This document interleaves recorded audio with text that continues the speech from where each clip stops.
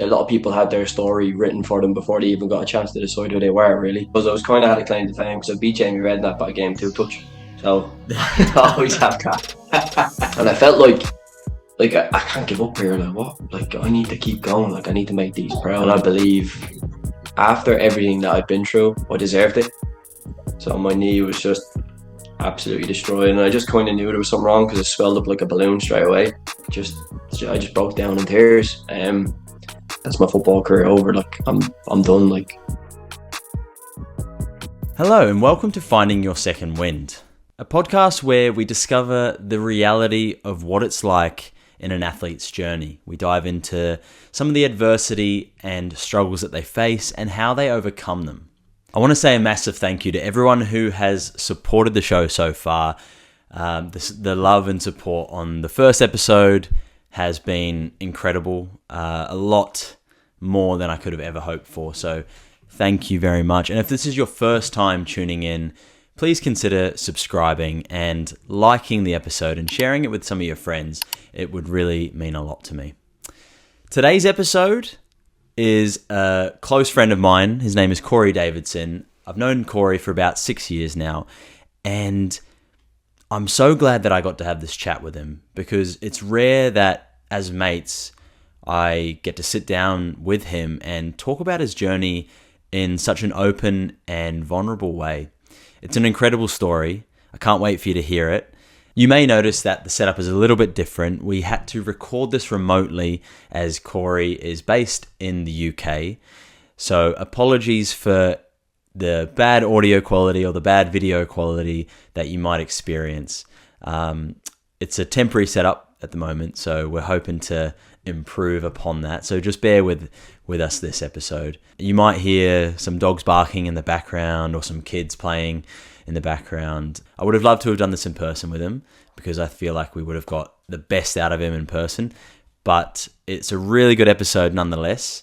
So yeah, if you enjoy it, please consider subscribing and sharing it with your friends. Now, before we do jump in to this amazing episode with Correy, I do want to stress that we do talk about some sensitive topics around mental health issues.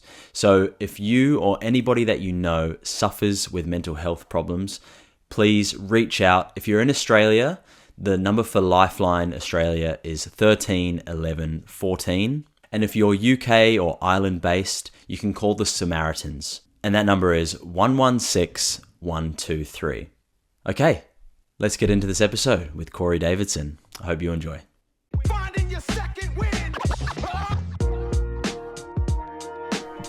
Correy Davidson, welcome to Finding Your Second Wind. I really appreciate the time. Obviously, there's a bit of a time difference from where we're recording right now. Yeah, that's the good thing about having kids. They get you up early anyway, so I'm raring to go. No, brilliant. And thanks for having me on. Of course. A lot of people in Ireland will have heard your name, but for those people who don't necessarily know who you are or why you're a household name in Ireland, can you just give us a bit of an explanation on who you are and what you do? Well, my name's Correy, as Lewis just said. He introduced me from the start, but I think the main reason people know who I am was obviously through football. I've played since a young age, I think 6 years old. I've given it my all. I've back home represented my country as well and played in the top level of League of Ireland. I'm probably more known-ish in my area of Dublin as such, to be honest with you, rather than the whole of Ireland, but I'm living in England now. And I think I've probably got more of a name here than I have in Ireland, to be honest with you. Almost like the forgotten man in Ireland at this stage. Well, yeah, you get around in England, so football clubs, I mean. Football clubs, yeah, I know what else. you mean. No. Tiger Woods. Yeah, well, I mean, you sort of mentioned like in that little pocket in Ireland. And, I guess if you could just give us a bit of a background into your upbringing, paint the picture for us, because I think you've mentioned it to me a couple of times. You grew up in a pretty rough area of Dublin. Well, I grew up in a place called Deansra, which was inside Clondalkin. which is probably about 15 minutes outside of Dublin City itself.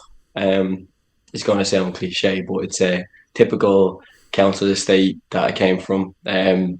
A lot of broken families. Where in it, it was probably just really drugs, football, alcohol, boxing, all of the above, really. And as I've talked about before, it's more like a lot of people had their story written for them before they even got a chance to decide who they were, really. Um, and that's why I said it's a small pocket where I come from. It's not really, you're not expected to really come out of it or do really well. And in terms of football back then, it was like not that it wasn't very broadcasted as such. If you get me, like not very widely. Yeah. And you mentioned like a lot of people have their future set out for them before they even really get a chance. So what was it for you that set you apart? Because life doesn't look like this for people who come from those areas. You know, what set you apart from the other kids? I think I was really just lucky enough to fall in love with football from a young age, and I really got very passionate about it from a young age, and I knew that's what I wanted to be, and that was it. I never really had anything distracting me from the side. Nothing. I've never drank alcohol, so I never got caught into that. I basically just dived straight into football. Obviously, from a young age as well, my my mum split up, etc. And I always had football, so that became like the emotional release as well. So football was pretty much everything. In my head, I knew I needed football to get out of where I was from. So that was pretty much my drive at the time. Yeah, right. Wow, that is incredible to have to place so much emphasis on football. It's a bit of a risk, but why didn't you even, like you, as you mentioned, you haven't even touched alcohol before? What was it that stopped you from even going near the stuff? Well, in terms of that, I'm from like a typical Irish family, as you know. So alcohol is quite high up on their ranking. Yeah, Everyone kind of does it. I mean, the in Irish the area I was in. love their Yeah, alcohol. I Yeah, mean that's what we're known for, isn't it? yeah, But it was more a case of that my dad drank quite a bit when I was younger. My mum drank quite a bit, and even though he drank, he was always like, "You can't touch alcohol, or you'll never make it as a professional." Blah blah blah. So he kind of, from a young age, it was kind of imprinted in my head that I knew alcohol was around me, but I always knew it was wrong.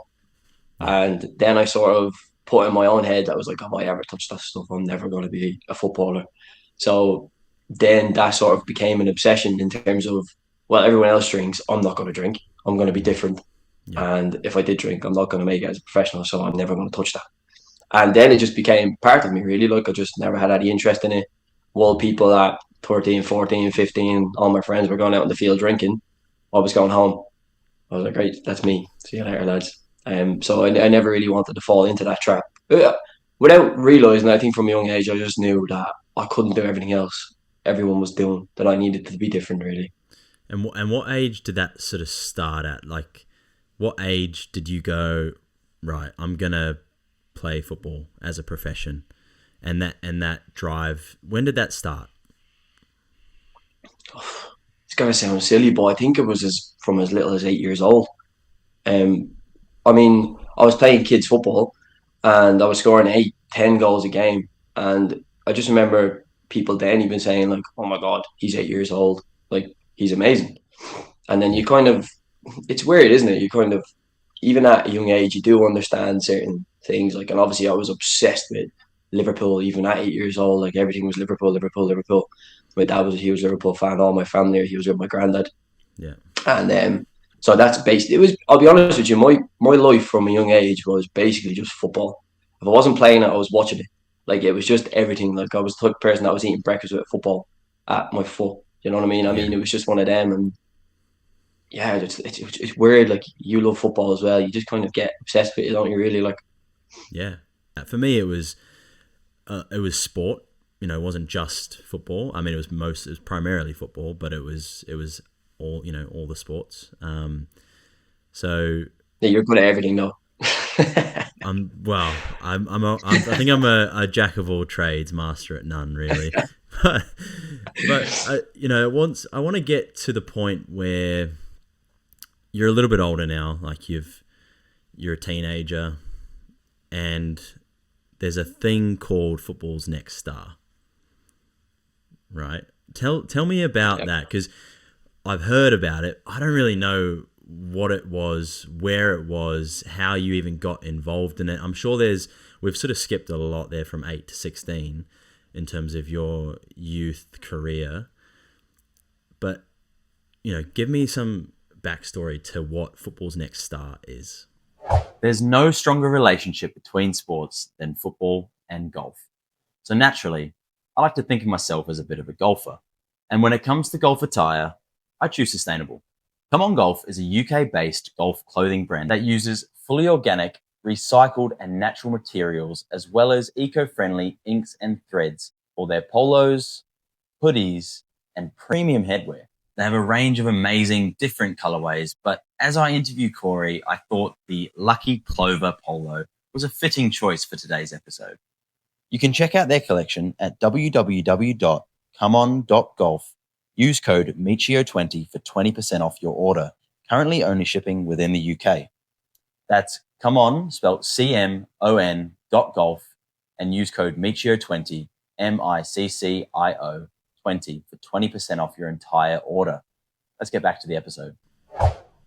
Well, just real quickly, from 8 to 16, it was probably just a real basic kids career. I played for my local team, Hillcrest, where I just scored like a load of goals. Yeah. And then eventually they sort of split up. So I signed for my club at the time was League Slip United, which is still sort of local to me. It was a team in Kildare, just up the road from Lucan, where my granddad was from. Obviously, he did all the driving from when I was a baby to now, pretty much now. Yeah. But with League Slip, I was flying. I think that season I had about 60 goals in the league or something. I had like a lot. And during that season itself, I had my manager, John Dodson, came to me. He showed me emails from Real Madrid, from Chelsea. There was a few teams saying that because of my age and the amount of goals that I'm scoring, we've been monitoring Correy, keeping an eye on him. And then he came to me within sort of the same sort of month-ish, and he told me that, Correy, would you be interested on going on a TV show called Football's Next Star? It's basically trials for Inter Milan. You've been invited. And I was like, oh.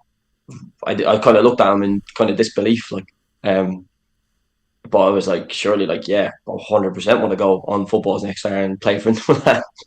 And at the time, Jamie Redknapp, I knew he was going to be like co-host. A lot of information was given to me then, and it was a no-brainer, really. So it was more like the invite just off at the back of a good season, really. Wow. And whereabouts was it hosted? So I started in the AUL in Ireland, which was the Athletic Union Leagues out near the airport. It's a complex with like loads of football pitches on it. And that was like the qualifying stage. So it was, I don't even know how many Irish footballers were there, to be honest with you. There was thousands of kids on this show trying to make it, and 8 of us got picked to go to England for the final 40. So I obviously passed the initial stage, and I was part of the first 8 that got brought to England for the last 40, where I done really well. Met Jamie Redknapp, met like a load of lads here from England. They're really nice boys. Everyone on the show was quite lovely. But I could tell straight away it was a little bit more than that. Like, I, as a 16-year-old, I wasn't very arrogant or cocky. I was pretty much just kind of outgoing, loved playing football, and I was good. I knew I was good, but I wasn't really arrogant. And all of a sudden, I was in a picture with people in England that were very arrogant, cocky, and just I was like, "Oh, is this what this is about?" Like, but I done my talking on the pitch. I scored 2 goals in the last 40 game. It was split into 4 teams. I scored 2 in my game. Then the last 20 was named. And then obviously I didn't reach the final stages to go to Italy itself. But I think there was like 15,000 people invited for the trials for them. And I got to like the last 20. So wow. It was quite good. Like, that would have been a cool experience. Do you remember? It was amazing. Do you remember who won it? Yes, actually. And I still kind of talk to him now every time we meet on the field. It was Ben Greenhouse. Okay. He's played for Margate, etc. I know he was over there for about 6 months after he won the contract at Inter Milan. Um, but he's been in non-league for a few years as well. So we played against each other a number of times. It's funny how kind of it reverses and you come back someone who won a contract at Inter Milan Yeah. and you end up meeting on your journey in non-league, which is quite a strange experience. Like considering I didn't even know who he was. I just met him at 16. He won the competition, and then we're competing against each other in non-league. Yeah, that's crazy. That is crazy, man. And so what from that for you? What came from it next? Like I've got here that you were with the Irish team. Yeah. What came next was I was kind of had a claim to fame because I beat Jamie Redknapp by game 2 touch. So I always have that. The Jamie Nah, Redknapp. Crazy. DJ Redknapp. I'll be honest with you, it was after that it was like a bit of a surreal experience to be honest with you because obviously it was all over Sky One, and I went into school like the next day after being on the show, and everyone was like, "Oh my God, Corey, you're on TV," and it was like I didn't really even see it for what it was to be honest with you. I was on Troll in the man. It was a TV show. I didn't really think of what could probably come after, Yeah. and The repercussions. yeah, it was the reception I got off everyone, like in Dublin and that, like a lot of people actually watched that show. Yeah.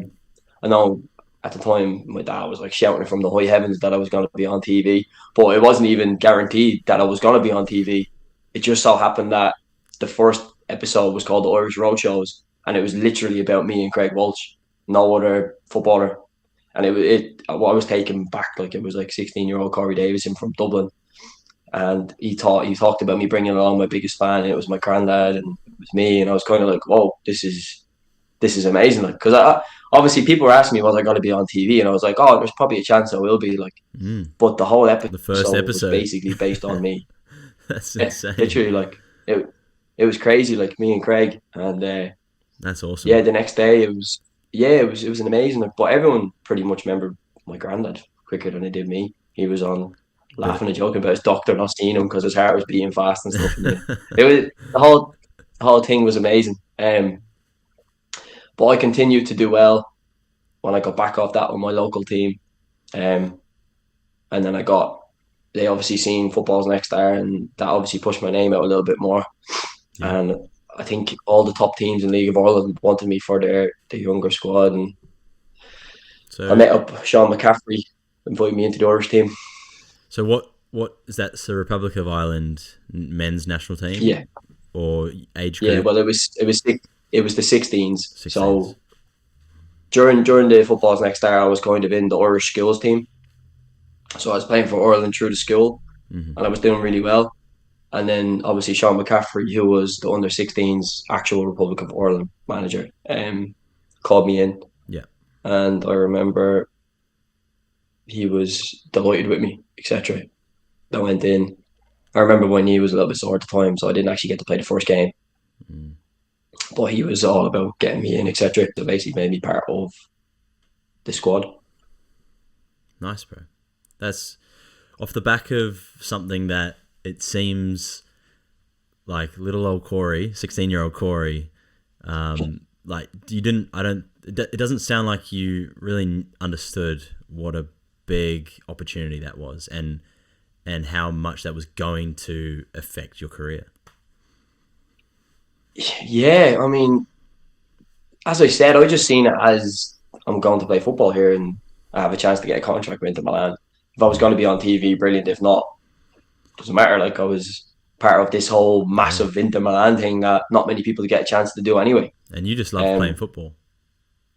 yeah, it was just I was on the trial with a full Liverpool kit and everything. Like, you know what I mean? I was just there enjoying myself. Like, Yeah. um, No. and then all of a sudden, like, you got everyone saying like they watched the show and it was amazing and fair play, congratulations, you're going places, you're gonna go here, you're gonna go there, and then it was kind of then where I realized like, whoa, like I could actually fulfill my potential here, like I could Mm. actually do something. Yeah. Like this is definitely gonna go places now. I'm in the Irish team here.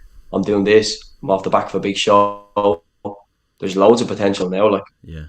And I mean, from what you sort of said off the back of that, everything started going really well for you. and then you hit a really, really rough time of your life. Not long after what seemed like a pretty speedy trajectory for your career. Can you tell us? Can you tell us a little bit about what happened? Yeah. So obviously the day I got called into the Irish team, believe it or not, it was on a Tuesday. And on the Tuesday evening, I rang my dad to tell him that I was picked for the Irish team.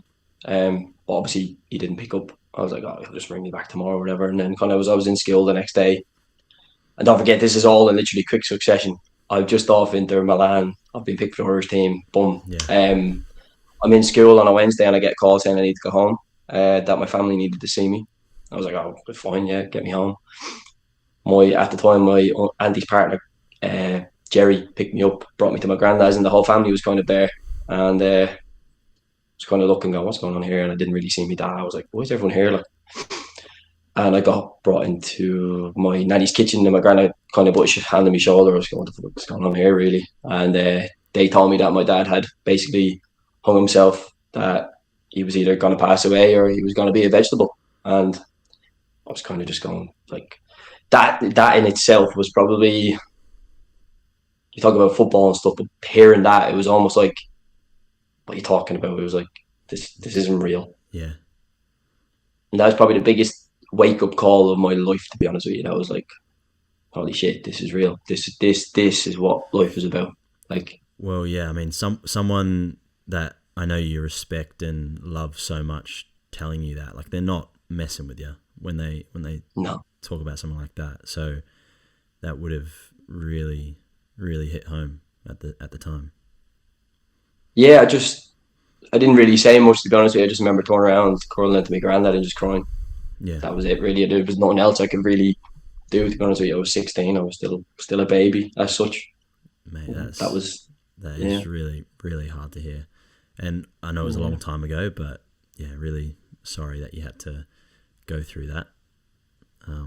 Still things like that, they don't really leave you. It feels like yesterday. Like, yeah, and I've known you a while, but I don't think I've actually said that to you, mate. So, and fair play, like, you're here, you're smiling, you know, you're able to talk about it. So, I respect you a lot, mate. Yeah, I think you get to the stage where, obviously we'll talk about it later in the show, but you kind of just want to help people with your experiences now. Yeah, and like it just becomes part of you, really. No, it does for sure, and obviously, just that experience in itself is earth-shattering for a 16-year-old boy, you know, and I imagine football would have helped you get through that. But 1 month later, you get injured. Yeah. Can you tell us what happened a month later? Yeah, literally, like, so it wasn't, as you said, it was probably about a month to 6 weeks. Obviously, because you're emotional and your emotions are all over the shop, I just kind of dived into football even more so. And even though I was in the Irish team and I was doing this and I was doing that, I still was silly and played for a local pub team called the Swallows on a Saturday morning. And I was still kind of taking the mickey out of grown men, to be honest with you, and I was only 16. That's fun though. Yeah, that's good fun. It was fun, but obviously a moment to live and regret. So I flicked it between two men. They squashed me. I fell forward and I tore my cruciate ligament. So my knee was just absolutely destroyed, and I just kind of knew there was something wrong because it swelled up like a balloon straight away. And that was it. Done. Football just kind of taken away. Then I'll be honest with you. I think, looking back, I think the reason I got injured was because I personally think that the emotional toll on my body was just overwhelming, and I think I was weak because I never had any problems with any muscles or any of this, but I felt my body was just drained, and I was overdoing it, along with trying to deal with emotional stress as well. Yeah, and it kind of just gave way on me, to be honest with you. Yeah, it was a bad tackle, mind you, though. Have you had words to the bloke since? No, if I ever met him again, he'd probably hear for you. Yeah. Well, look, I mean, this for me is really where I want to dive into your mindset. You're 16 years old and you've two big life events happen that really they alter your whole world. You know, losing your dad, obviously, and then losing your escape as well. Yeah. So how did you get through that at 16? What was going through your head, and like, what were you telling yourself to get to pull yourself through? Do you know what? It was a little bit of an emotional roller coaster from when I actually got injured to finding out what was actually wrong, because I went to see a couple of physios and they told me that it was cartilage and I was going to be out for 8 weeks. And I even cried then. I went to Grant. I was like, Grant, 8 weeks. Like, that's eight games of football I'm going to miss. And then it just wasn't getting any better. So I was like, Grant brought me to a surgeon. And the surgeon's name to this day, his name was Morris Nelligan. And he brought me down. I had some scans. And he went, "Can you just do a squat for me, please, Corey?" And I went, "Yeah, no problem." So I squatted and I felt the pinch in my leg. And he was like, "Yeah, it's your cruciate." And I was like, if I looked at my grand, I was like, "What the hell's a cruciate? Like, what are you talking about?" And he's like, "You've torn a cruciate ligament in your knee. Without surgery, that's obviously right now, no matter what, it's a year." And I was kind of going, what are you talking about? Like, what do you mean a year? What do you mean? And he's like, "You're going to have an operation on your knee. So you're looking at a long recovery road." And I remember I just broke down in tears. So straight away, I was a bit dramatic straight away. I was like, "That's it, Grandin. Like, that's my football career over. Like, I'm done." Like, and like, but you don't even get. The thing is, you don't even get an email. You don't get a letter. Like, you're just kind of out of the squad. You don't hear from anyone. Like, that's Ireland's gone. Irish schools are gone. Irish team's gone. Everything's kind of gone. Nobody kind of says anything to you. It just kind of dwindles away. Yeah. And obviously you're not playing football, so your name's not out there. You kind of just disappear off the map. But obviously at the time I didn't really realise all that. But I'm sure a lot of my family will tell you I sort of became really into myself. Like, I kind of got really quiet. Was kind of really angry all the time. I think I started eating chippers pretty much every night for the first month. Fish and chips. It was. I don't think really any 16-year-old should have to deal with the mental battle of losing your dad, and then it's such a serious injury straight after it, really. So I will admit that I was lost for a while, like really lost. I didn't really know what to do or how to handle it, so I didn't like do anything bad. Like, I never turned to alcohol. Obviously, I've never touched the stuff ever, but I did really get lost in myself as such, because I didn't really know where to go to escape, if you get me. Yeah. And that's, understandable response to those things happening. And you were out for 2 years in the end. Is that right? Yeah. 2 years. 16. So 16 to 18. At what point did it shift from where you were sort of a recluse and you sort of went away in yourself to when you could see light at the end of the tunnel? Do you know what? Obviously, I never really talk about this, and not a lot of people know it, but there was a stage where everything kind of got a little bit heavy, and I actually tried to take my own life. But my mum sort of walked in and stopped it. And when I kind of came to it and I was looking at her, and I looked, and it's in that moment, like, something just snapped and it clicked. And I was like, what the hell am I doing? Like, what are you actually doing? Yeah. And I can't really explain sort of the feeling you get and the turnaround you get. It's like, it was like something just really clicked then, and then I just got my head down. I was like, no, I need to do this. And obviously I was getting physio and I was going to the gym, but it was kind of at that moment I was about to come back into football and that, and I was kind of, oh, here I am, boom. And it was kind of like a wake-up call, really. So for the next 6 months before I actually started playing football again, I was just really turned around and just kind of had this wake-up moment. Like, it's hard to explain, to be honest with you. Well, sometimes a big event is what is going to is what it takes to sort of have a massive mentality shift. Yeah. And obviously, I don't think I knew that that No, happened. don't think you did. Yeah. But again, I appreciate you letting everybody know who's going to listen to this. And I like to think that there'll be someone listening to this, or some people listening to this, that can either relate, or they're going through something similar to you, and they take this advice and take your story as as positive, like a positive lesson to help them get through their own struggles. So like, I do really appreciate you. Yeah, that's what I kind of just want to help people, to be honest with you. Okay, so you make your return almost 2 years later when you're 18, and Yeah. you're instantly back playing, doing well.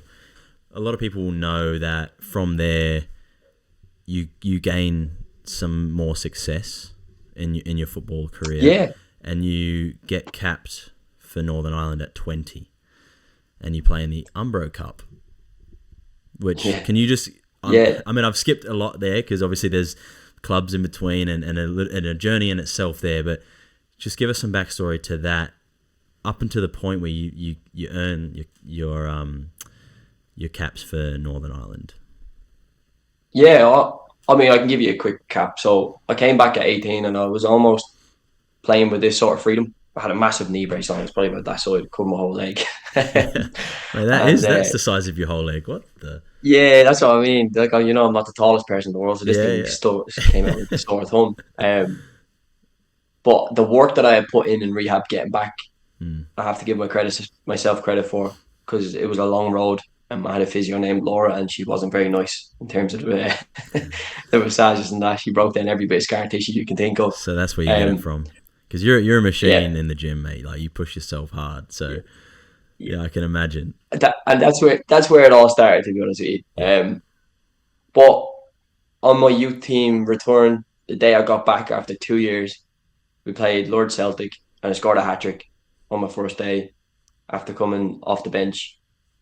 And that, I'll be honest with you, it was like it was just amazing. That's insane. Hat-trick on return. That is what dreams are made of. Yeah, and I got everyone talking straight away. I think I was only back playing 3 weeks, and I had 4 calls off League of Ireland clubs wanting me in for their under-19s elite squad. And I remember it was between, I think it was Bowes, Pats, Shamrock Rovers, and Drogheda United. But Drogheda United wanted me to go straight into like the men's football side of it, which is the first team, etc.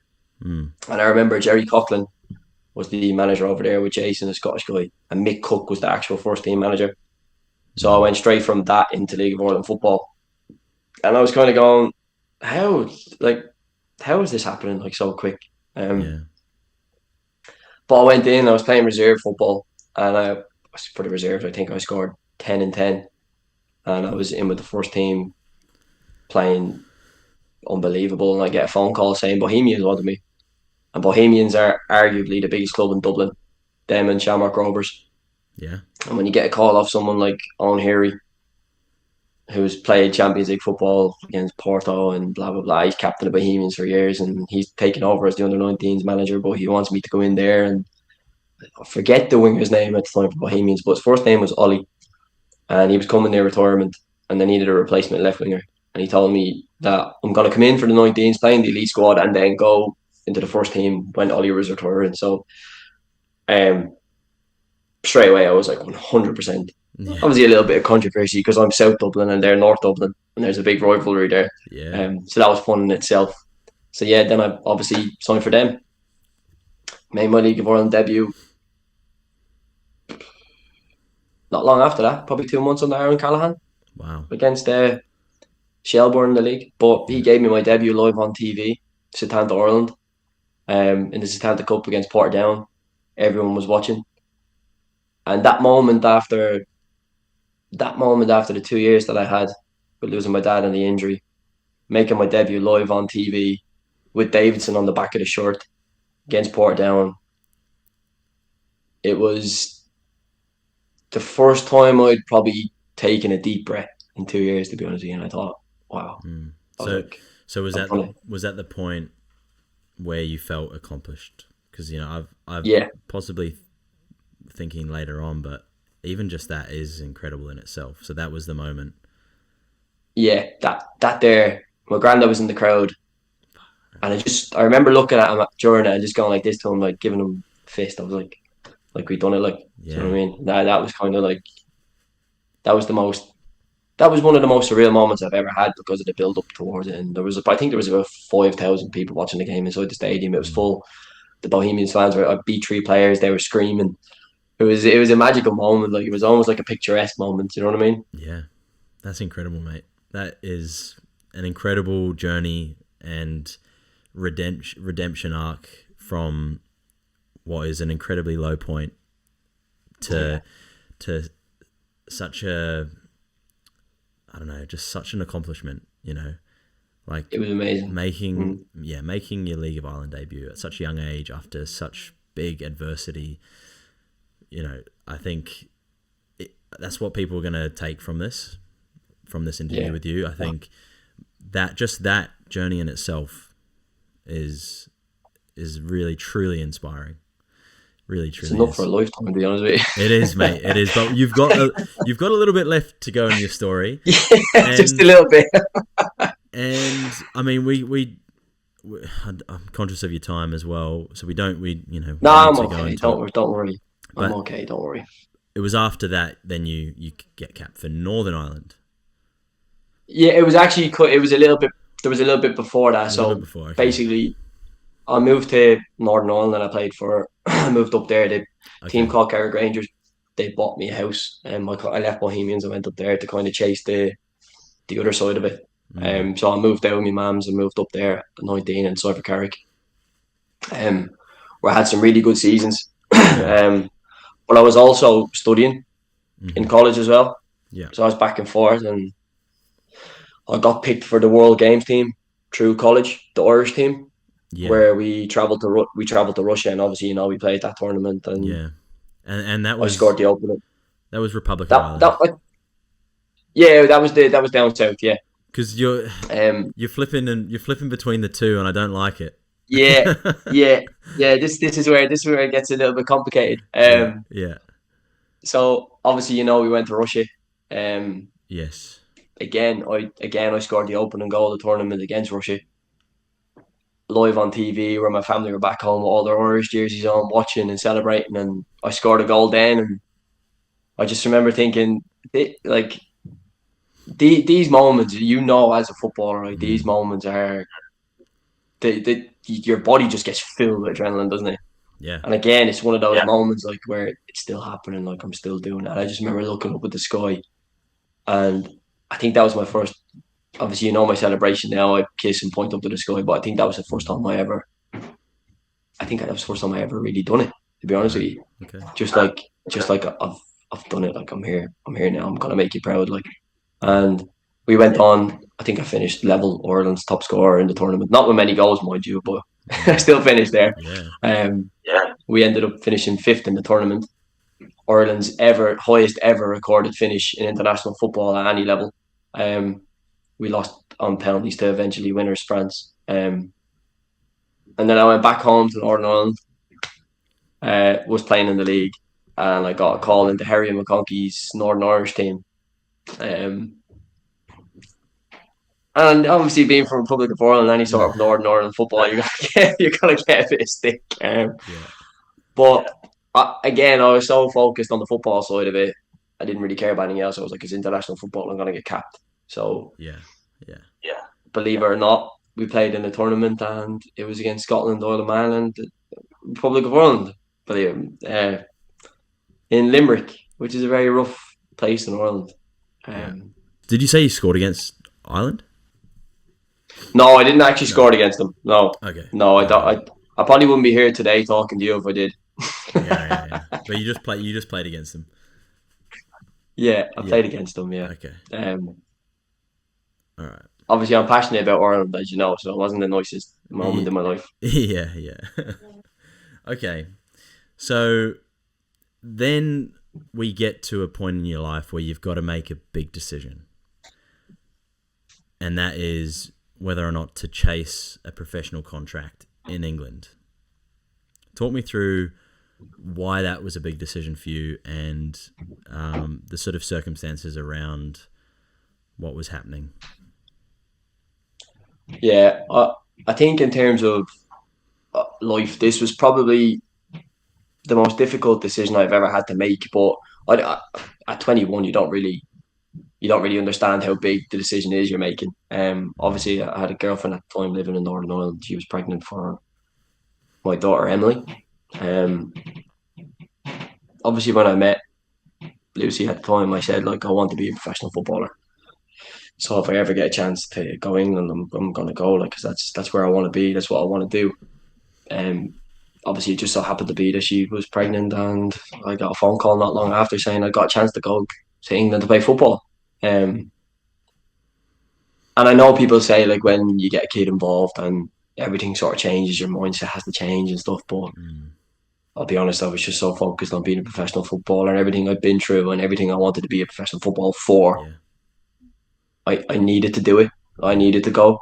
Yeah. And at 21, that was probably selfish, but at the same time, it wasn't because of what was going on in my history. She didn't know my history. She didn't really know what I'd been through. Yeah. She didn't know how much it all meant to me. So obviously, I made the decision to leave. And with the thought of I can make a better life here if I'm professional. Look at the lavish lifestyle they have. You know what I mean? Yeah. So Yeah. that was the decision I made. The decision I made was to leave and go chase a professional contract in England. And it didn't happen straight away. It was like many years of non-league football, bumpy years, bumpy roads. Yeah. You sort of mentioned it to me before. It was a long journey, but you did finally turn pro again when you were 26. Yeah. What was the journey like up until that point, and what was it like when you finally signed that pro deal in England? It's weird. You look at it, it's like there's a story within a story within a story within a story. Yeah, I mean, I'm happy to hear it all of the versions. So it's when I got there, I moved in with David Batch to Sudbury when I was 21. I'll just give a quick-ish rundown if I can. Which was amazing. So I made my debut. I actually made my debut in the FA Cup, which was for me a bit surreal because growing up, like Liverpool, etc., they were all in the FA Cup, and that was like, well, yeah, what dreams are made of. It's the biggest domestic cup competition in the world. So exactly. So that was like, oh my god, I've just played in the FA Cup on 21. That's amazing. But I was playing really well for Sudbury, and then I got a call off Maxi, who was my agent, and he said, "You want to go to Grays Athletic? They're a well-respected club. They're a league above." Yeah. And obviously, I was just like, "Yeah, let's go." Like I was just chasing it, wasn't I? Just I wanted to get higher. So I was like, "Yeah, let's go." Obviously, I went down there, and it wasn't all sunshine and rainbows. I had to rent my own place. I was living off £10 a week. It was really rough, like really rough. But I stayed focused, like, I mean, as much as you possibly can in that moment. Obviously, I was doing jobs I could find every now and again, waitering and stuff, and at private parties, which isn't really me, as you know. So it was a little bit difficult. So that was kind of on and off for a bit. But during that process, I lost my nanny as well to cancer. It was, as you know, she was like my second mum. Like, you know, I'm like in my family, we're all pretty close. Yeah. She got pancreatic cancer, and there was nothing we could really do about it. So in the midst of flying back and forward to seeing Emily, going back and forth, you get a phone call about your nanny. She's passed away, so you're going home for a funeral. I was there for probably a week. Didn't really went home for the funeral. Obviously, on the way home, I flew home to say goodbye to her.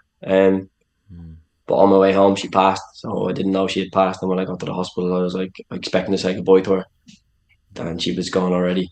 So that was like another moment, like where you're just kind of taken back again, and then you pull your big boy pants up after doing her speech at the funeral, making her proud. You jump back on the plane, you come over, you chase the dream. Sort of similar situations back and forth. I moved to Chelmsford, played for a couple of other clubs. getting in my zone again. Then you get a phone call to say that your sister Emma has committed suicide as well. So you're just waking up on a Sunday morning hearing that, going, what are you talking about? Right. So Yeah. again, you're flying home to another funeral. Emma was like my first ever best friend. Like she Yeah. was like, yeah, she was like my big sister. Like, and that was another soul destroying moment. Um, but again, I wasn't home for long.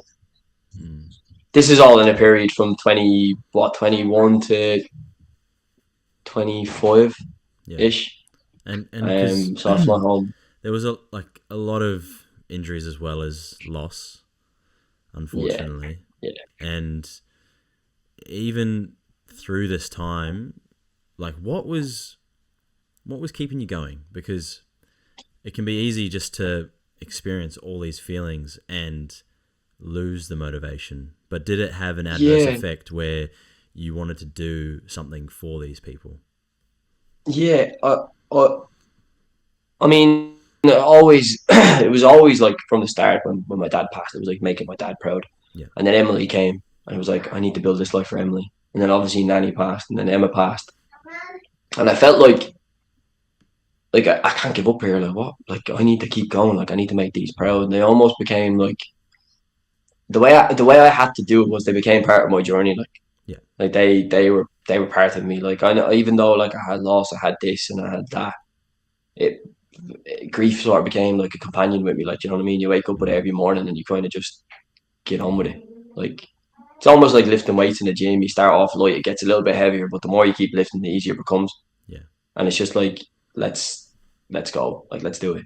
Like this isn't gonna define me. Like I'm gonna make these proud, and I'm still gonna become something. I'm still gonna do something, Wow. and let's do it. But that's not saying it didn't take an emotional toll, because I do think without people knowing, like these sort of experiences actually make your body weak.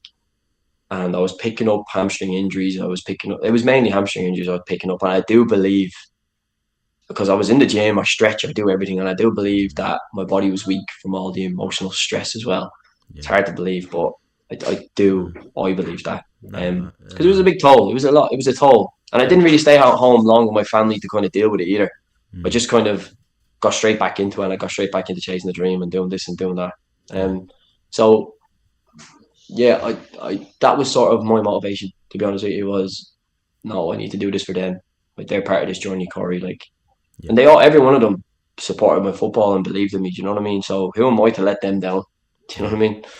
Of course. And I think, even just looking at because I don't think we'd met by this point yet, but Not even, yet. even looking back and hearing your story, it's like, they must have, well, they definitely had your back throughout that whole time, and having them to work for as well. Like, I think you managed to turn such a negative into something positive. So, mate, fair play to you. Like, really respect everything that you've managed to achieve. Thank you. And so I appreciate that. you do turn pro at 26, so not long after all of this stuff happening. So where was that? Where was your first club where you signed pro? Was Kidderminster the Harriers Kidderminster. where Okay, I so met. this is now where we met. Yeah, this is where we met. We met Yeah, at Kidderminster. um, Okay.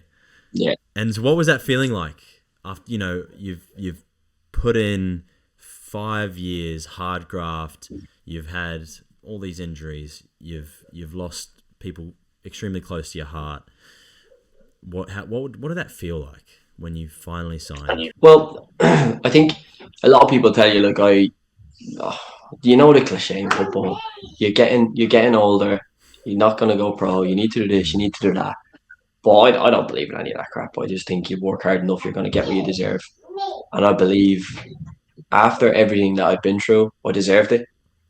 Yeah, So when I eventually got the contract, yeah, I'll just take you back to when I was 18 and I got that and I made my debut and I had that feeling.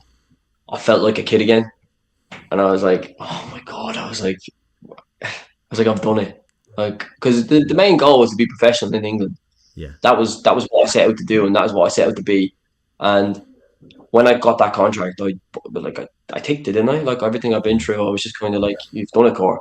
Like Yeah. no matter what you've been through, no matter who said what, no matter what's happened, you've done it. You've got your professional contract. You're here. You're in it now, and this is it. Like you need to kick on from here. And I just remember just I couldn't stop smiling. Like I went home and I was looking at the picture of me like signing the contract, and my Oh ma still man. has it up on her fireplace. Like Yeah. Bro, I'm just like I'm living vicariously through that moment with you now, and bro, it just makes me smile as well because I know, like, obviously, I know how it feels to accomplish something that you've been working hard for, but for you, mate, it exactly. just seemed like such a struggle. Like you had to work even harder, mate. And yeah, I think if you could just let people who are listening, just give them, I don't know, some words of advice when they're going through like adversity, like how to keep going because you've done it time and time again. I think you need to find, yeah, in every person obviously you've got different situations that happen to you. Me personally, I don't think anyone's situation is any worse than anyone else's. I think you can only deal with what's in front of you at the time. Mm. And me, for me, you need to find your why. Like you need to dig deep and find your reason why you're doing it. Yeah, I mean, if that's your kid, if that's your dog, if that's your mom, if that's your dad, like your nanny, your granddad, you need to find your why. And I was just lucky enough to put my head down and work hard, and I knew what my why was. yeah, And that was and that wasn't just built up over a year. That was built up from probably when I was 8 years old and my dad moved out. Do you know what I mean? My why was I need to be a footballer, and obviously my dad passed, and they all just became part of it. yeah, yeah, hundred And that's percent. that's kind of where that's kind of where I hung in, to be honest with you.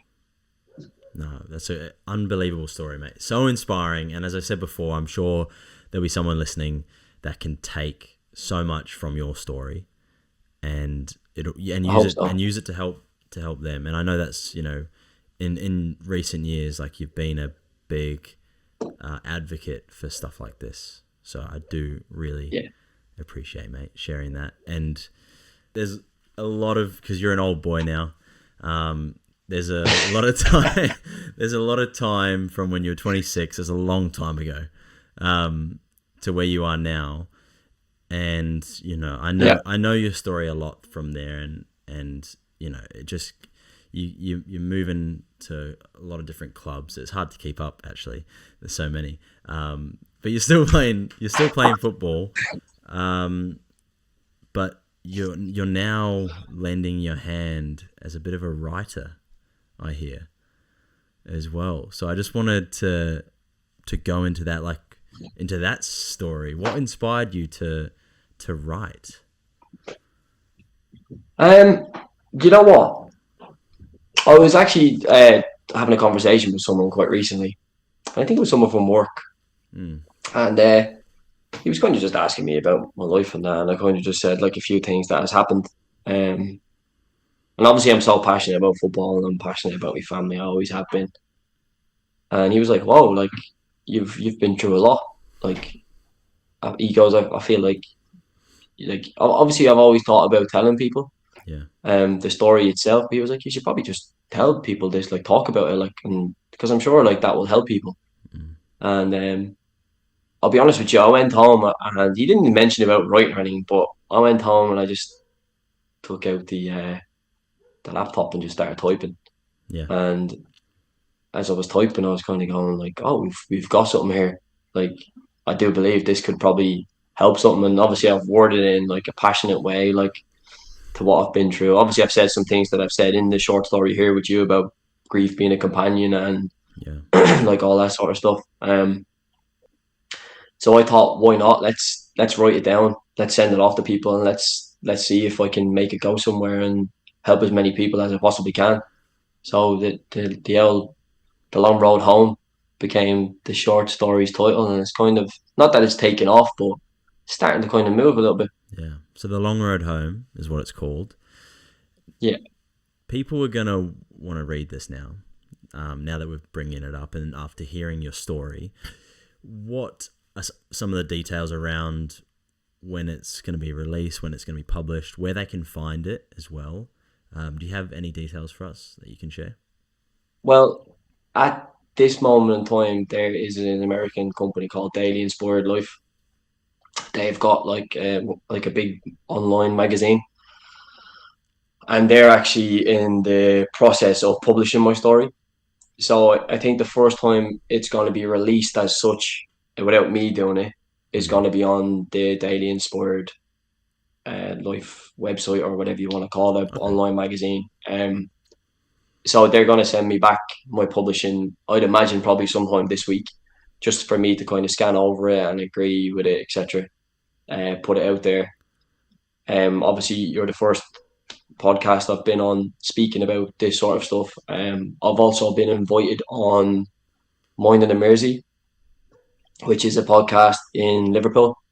They've invited me on to talk about the story, talk about my story, obviously talk about the long road home. Yeah. And I was just off a Teams meeting with a company called Lighthouse, who are all about like mental health in construction and that, and they want to kind of work with me in terms of doing seminars and speaking to people in construction about like mental health and tell them my story as well. So it's getting there at the minute. It's still in like the early stages, but I believe that this is probably going to be something quite big. Yeah. It's taken off. It really is. It's getting legs, and it's moving. It is moving. Yeah, it is. If it's all right with you, I just want to read an excerpt from The Long Road Home. Yeah, of course. I rehabilitated, I fought, and I held on to the belief that somehow I would find my way back. And I did. But through all of it, one person never moved. My granddad. He was the constant in a life full of uncertainty. He never missed a game, never missed a training session, never missed a moment when I needed somebody beside me. While everything else changed around me, he remained solid. Looking back now, I realize he wasn't just supporting me, he was holding everything together. He is my hero in every sense of the word, and I owe him more than I could ever put into words. And you've mentioned your granddad a lot. What was it like having someone like him around during those times? Like, how crucial was he for you throughout this whole journey of yours? Yeah. As you read it there, like I think I owe him absolutely everything. I'll get into a little bit more detail, but just straight off the back, he like from day one. I mean, my first ever training session, I think he drove me to it. He like from day one, even till I moved up to Northern Ireland, like my granddad has literally always been there. Like he's brought me to every session, every single game. He was always a shoulder to cry on without me actually crying on. To be honest with you, he's one of the strongest men I know. Like he's unbelievable. He's like we call him chief sometimes because he's basically the chief of the family. Even when the early days when I lost my dad, like when he moved out, when he moved out, I lost my dad, but I never really lost my dad because I had my granddad beside me. Like, Yeah. he's always been a father figure. And even it's so strange because even when like my dad passed away and I had the injury, he never once broke, he never once cracked, Yeah. he never even shed a tear when I know deep down he looked at me and he hated what was happening to me. Like I know he hated everything I was going through because he was going through it with me. That's how close me and my granddad were. I think when I got injured, he got injured. And when I lost my dad, almost like he lost a part of him because he was looking at me so hurt. And Yeah. when I say he was my rock, he never once sat there and felt sorry for me, even though I could see in his eyes that he was breaking with me. Like he didn't feel sorry for me. He was like, right, Cor. He's like, we need to get through this injury. We need to get through your dad passing away. Whatever we need to do, we'll do it. And you don't really see it at the time because you're in such an emotional state, like, you know what I mean? But Yeah. he was so unbelievably strong and just there for me.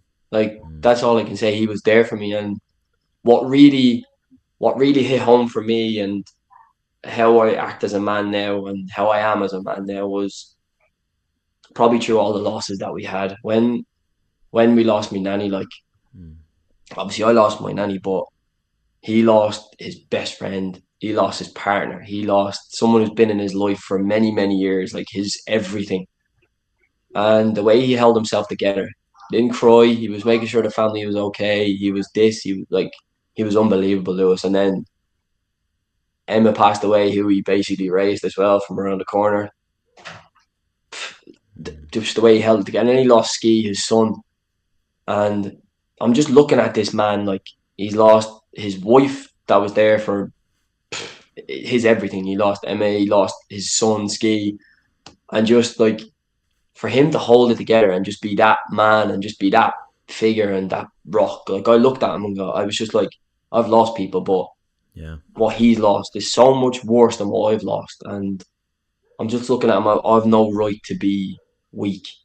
I've no right to be weak. And I just looked at him, and that sort of obviously he's been that figure, but that made me just think, hell, like that is the man I want to be. Like he's the pinnacle point. He's the inspiration of a role model for sure. Yeah, he's my inspiration. And I'm glad that you have spoken about him a lot on this show, but then also in your short story as well. So A Long Road Home, that is your current project, and we'll leave some links in the description where people can find it in the future because it's very early days. Yeah. Probably won't be out there by the time this gets released, but people can check back in weeks' time and hopefully they can find it. Definitely. I got one last question for you in relation to your journey, because it's been a long one. You've made lots of hard decisions and you've chosen certain clubs over other ones and you've represented countries over other countries. And do you have any regrets? Do I have any regrets? I mean, my journey itself, I don't have a regret. But I think if I could go back and do one thing over in terms of football, I wouldn't play that game on a Saturday morning for the Swallows. Yeah, that was a bad decision. If I knew you back then, I would have told you otherwise. Yeah, I would have just went, Cora. Yeah. You're going to go to the World Cup. You're probably going to sign for a big, massive club somewhere in the world. Yeah. Do not play that game. Please do not. Just please do not play that game. Oh, crazy. That's a funny one. I'm glad you said that actually, because I think everyone listening would have been like screaming, it has to be that. It has to be that. Yeah. But I probably wouldn't be who I am today if none of that happened. So 100%. Everything happens for a reason, doesn't it? Yeah, 100%. Yeah, 100%.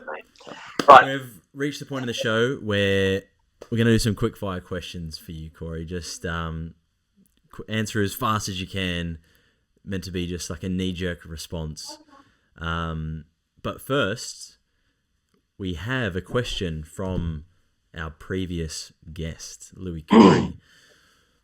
What would you say your lowest point in your career was, and how did you come through it?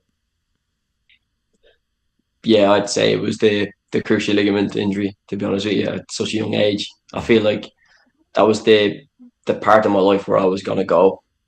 And because of that injury, I feel like it was somewhat tamed. Yeah. Probably massively tamed, to be honest with you, because I probably could have went to places, but it was digging deep and just doing what I had to do to get through, to be honest with you, as we discussed in the show. Yeah, I think, I sort of knew that was going to be your response. That sounds like definitely where you hit that, as people say, rock bottom, but you bounced off the bottom. You didn't just like lightly stand up. You had a full on plyometric jump. It was so good, mate. Right. So first quick fire question. Do you have a question for one of my next guests? Another athlete? Yeah. Obviously, you said it there about the lowest point. I feel like a good question is if you ask people what their why is, Mm. like why are they doing it? Like why? Like what is their why? Like What is the your why? deeper side of their why. What Like motivates you? That type of thing. yeah, Nice. yeah. Like it. Right. What would you say the best atmosphere you've played in front of is? Oh, I'll be honest with you. I've played in front of a few. Um, the Bohemians crowd were unbelievable, but I think when I played against Russia over in Russia, Yeah. their fans, I think there was like 8,000 of them, and they were just nuts. They had tops off, leading Wow. flares, swinging around. They were Yeah. incredible. That's So a surprising that answer. there I like it. probably the best atmosphere I've been in front of. And you scored as well, which makes it even better. Silence them. Yeah, yeah, it was crazy. The best one. It was an amazing moment. Unreal. And what's something about you that people would be surprised to know? Well, I'll be honest with you. Whenever I tell someone I've never touched alcohol, like never so much as sipped it, tried it, they're always quite surprised with that. I mean, in Yeah. today's society, that's probably you're like, what? And I'm Fairly. Irish, Yeah. so The fact that you're Irish, but you've not even tried it. Like, no. people will say they don't drink alcohol, they never drunk alcohol, but they've had like a glass to see if they don't like it. Mate, you haven't even touched the thing. No. It's insane. No. That is So I surprising. guess that's probably yeah, that's probably the biggest surprise. Yeah, yeah, for sure. Okay, what do you enjoy doing outside of football and writing, of course? I am. I love going to the gym, but my most favorite thing in the world is being a dad. Mm, I love being a dad to my girls and obviously little Luca. yeah. And as much as she probably wouldn't agree with it, like I like being a fiance. Oh yeah. But Yeah, we did but skip over the fact that you're engaged and you've got a few kids that rely on you that's another and story. yeah, yeah. That's another story. Yeah, that's a Yeah, different type of I love yeah, being a dad. yeah. No, and you're a great dad as well. Yeah. Thank you, bro. So are Yeah. you? No, thanks, mate. Yeah, we have fun with it as much as we can, Yeah, we do. as As much much as as we're we can. allowed. Yeah. Yeah, for sure. Okay, and I mean, it's very clear you love football, but what do you love most about it? What is it about football that you love? I mean, there's a lot. Mm, I think my favorite thing in football is actually probably scoring goals. yeah. Um, I love the hype around it. I love that it brings people together, and I just love the fact that it's just much more than a sport. Mm, I think that's my favorite thing about it. It's much more than a it sport and what it is. actually means to people. Yeah, Like it really what it is. means to me. Well, yeah, Genuinely is like yeah, 100%. It's a so good right answer. now. It's a really good answer. Yeah, I think what I like for the most about football is what it actually means to me and what it's Mm, done for me. yeah, So that's away from the playing aspect of it. I just think what it means to me is probably the best thing about it. yeah. Okay, mate. Well, that's all the questions that I sent over to you to have a little prep for. There's a couple here that I purposely left unseen. That's fine. Picture this. Picture this, right? World Cup final. You've got one team in it, and it's the Republic of Ireland. The other team, who they're playing against, Northern Ireland. Who are you going for? Republic of Ireland all day, Okay, all right. Just didn't all know, day, with the all day, whole every day. caps for Hey, Northern look, Ireland. I know, I had a cap, but Mm, I'm Republic and I'm passionate about Ireland. That's okay, me. that's a smart Never any answer, I think. hesitancy. I would. Yeah, I know a few definitely. of your mates who would Yeah, wouldn't have liked it if I'd you say said John. otherwise. I'd say John would be looking at this going. If he says Northern Ireland, I'm disowning him as my Yeah, nephew. yeah, 100%, 100%. Okay, and last question: you still active on TikTok? Ish. Yeah. Okay. I mean, I think it's fairly recent, but you're posting more like motivational stuff. Is that Yeah, right? Yeah. yeah.